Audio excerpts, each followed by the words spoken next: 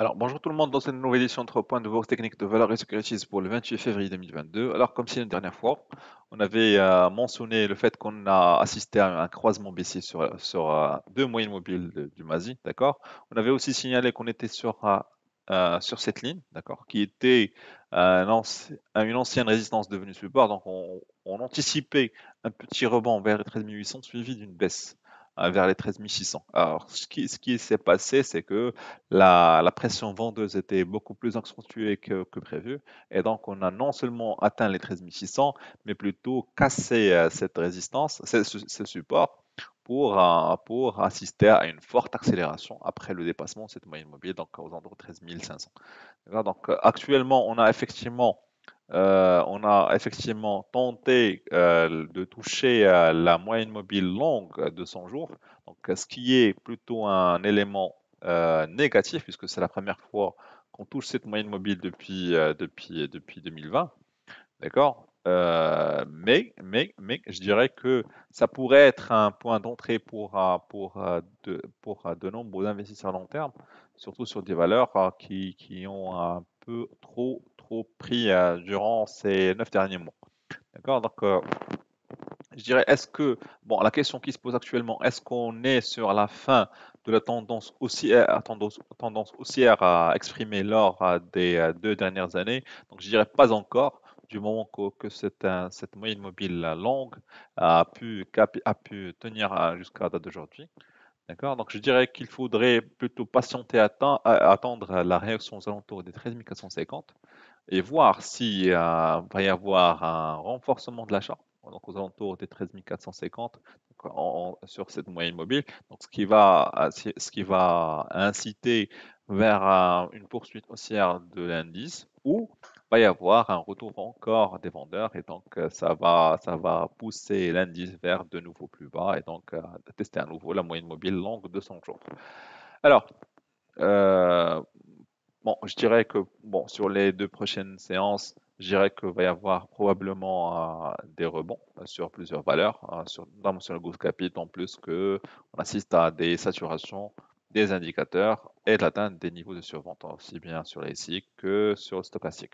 Alors sur Mar Télécom, on avait mentionné à maintes reprises ce biseau d'élargissement qui a démontré sa force aussi bien lors de l'atteinte des 142 que la tentative de dépassement au niveau des 139.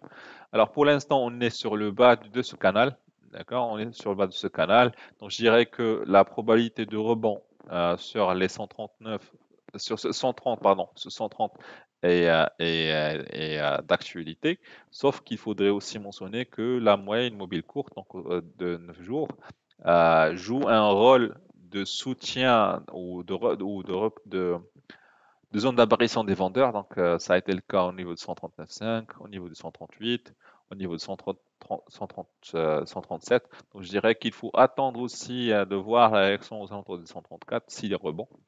Et si on assiste à nouveau à une réapparition des vendeurs aux alentours de 134, ça veut dire qu'on va aussi tenter à nouveau des nouveaux plus bas, donc aux alentours des 130 ou voire même 128. Alors, pour d'autres valeurs, pour Tigeri, on avait signalé cette zone en bleu. Cette zone en bleu est une zone où on anticipait une réapparition des acheteurs en cas d'une accélération baissière, chose qui s'est faite, donc aux alentours des 460. Actuellement, on a cassé la moyenne mobile longue de 100 jours, donc aux alentours des 475, donc ce qui est un signal négatif par rapport à l'évolution du titre Tigeri, sauf qu'il faudrait aussi attendre la réaction du rebond sur cette moyenne mobile. Donc, je dirais que si on parvient à capitaliser sur cette zone bleue pour dépasser à nouveau les 475, donc je dirais que il va y avoir probablement une poursuite haussière qui va coïncider avec le rebond sur le MASI. Si à contrario, une réapparition des vendeurs aux alentours des 482, 83 aurait lieu, ça veut dire que le scénario pessimiste sera encore d'actualité et qu'on ira tenter à nouveau de dépasser les 460. Alors, pour la Farge, on avait signalé cette divergence baissière sur les récits. alors qui s'est renforcé après le dépassement à la baisse de la moyenne mobile. Donc, dans un contexte de baisse du marché, ça a accentué la baisse.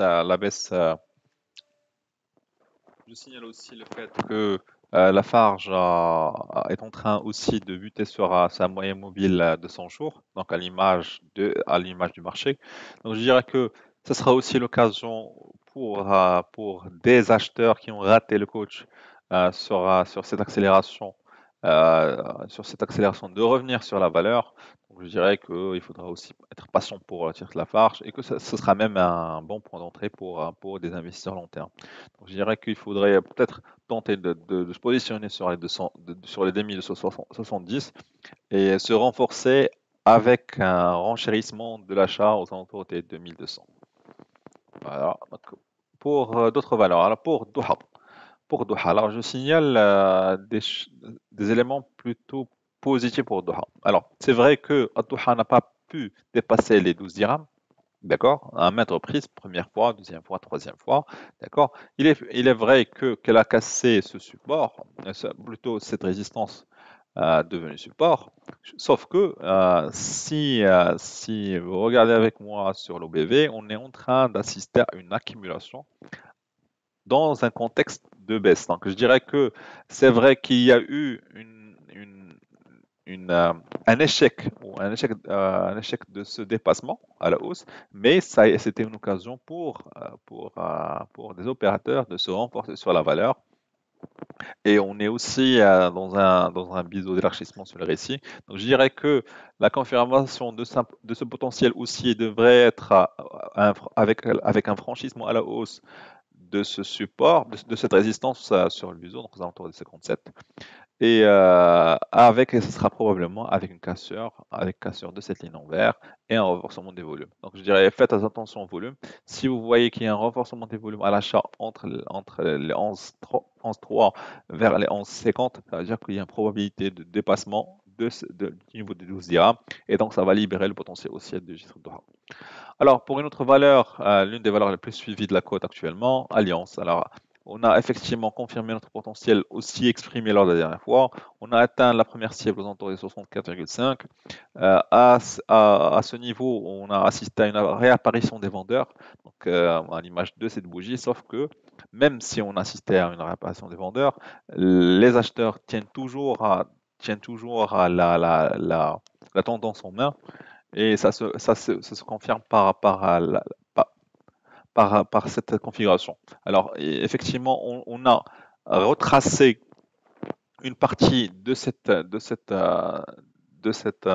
impulsion haussière, sauf que le retracement n'a pas dépassé 38% de la vague. Donc, je dirais que c'est une vague très forte, d'accord? Et du moment qu'on assiste toujours à une accumulation du chiffre entre les 57 et 62. Donc, je dirais qu'une probable sortie par le haut est toujours d'actualité, d'accord? Elle est conditionnée par un dépassement du dernier plus haut, dépassement des 62, qui reste à confirmer dans les séances prochaines, et avec un stop loss aux alentours des 57. Ou plutôt, 57, voilà. Merci pour votre attention et à la prochaine.